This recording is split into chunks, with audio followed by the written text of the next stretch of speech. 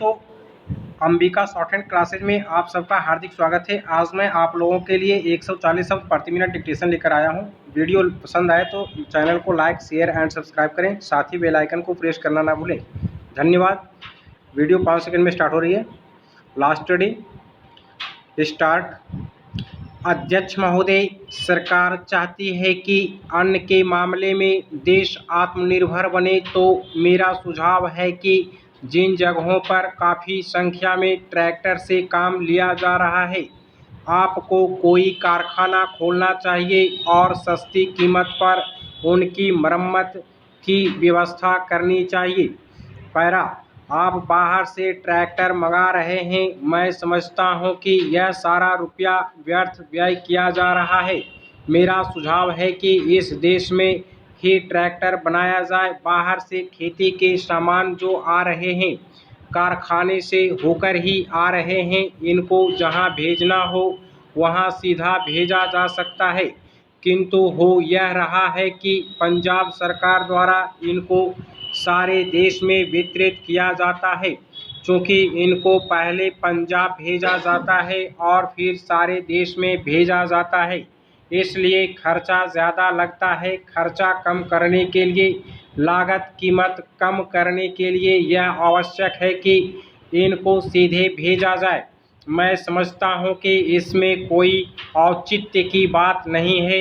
इस पर भी आपको विचार करना चाहिए। पैरा, आपको किसानों की सहायता करनी चाहिए। उनकी हिम्मत आप न तोड़ें। हमें चाहिए कि उनको हम सस्ते दामों पर खाद दें, बिजली दें, बीज दें और पानी भी दें। लेकिन ऐसा न करके हम देख रहे हैं कि हर चीज़ के दाम बढ़ाए जा रहे हैं। नलकूप पर आप कर लगा रहे हैं, उनको बिजली नहीं मिल रही है।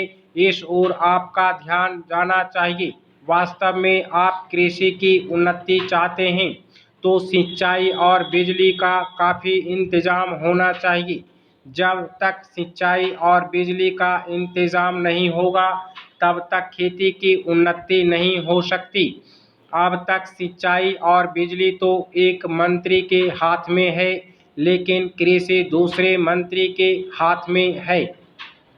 ऐसा नहीं होना चाहिए। सिंचाई, बिजली और कृषि अगर किसी एक मंत्री के हाथ में हो तो खेती की उन्नति का काम सरलता से हो सकता है। मेरा निवेदन है कि इस ओर भी आपका ध्यान जाना चाहिए। समाजवादी समाज की रचना की बात बहुत कही जा रही है। गरीबी को दूर करके हम सबको बराबर लाना चाहते हैं, लेकिन देश में गरीबी आज भी बढ़ती जा रही है। मैं यह नहीं कहना चाहता हूं कि हमारे देश में सरकार ने कुछ नहीं किया है। पैरा, अध्यक्ष महोदय, बहुत कुछ किया है, लेकिन महंगाई बढ़ती जाती है और इस कारण से जो देश की खेती की या किसानों की उन्नति हुई भी है, वह महंगाई के कारण समाप्त हो गई है। तो ऐसी स्थिति में अगर हम किसान को अन्न की, उसके पैदावार की कीमत अधिक नहीं देंगे तो हमारे देश का कल्याण नहीं हो सकता है। मैं कोई यह नहीं नई बात नहीं कह रहा हूँ। पहले अमेरिका में यही किया गया, जब वहाँ पर खाद्य समस्या के कारण लोग परेशान थे। हमारे यहाँ भी उसी से कल्याण होगा। हम देख रहे हैं कि सरकार के प्रयत्नों के परिणाम भी अच्छे निकलने लगे हैं, लेकिन दुख इस बात का है कि इस वर्ष सर्दी के मौसम में वर्षा नहीं हुई। फलस्वरूप इस वर्ष जो पैदावार है वह उतनी नहीं है। इसका कारण वर्षा का न होना है।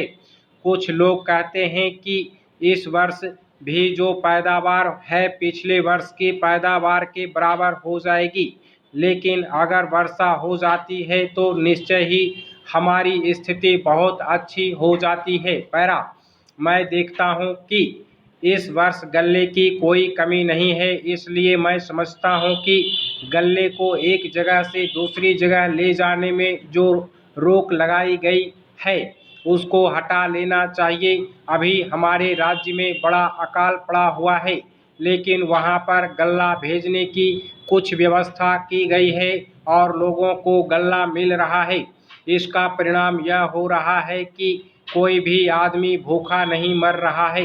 पिछले 2 वर्ष में कोई आदमी भूखा नहीं मरा। यह हमारे देश की सरकार के लिए बड़े ही संतोष की बड़े गर्व की बात है।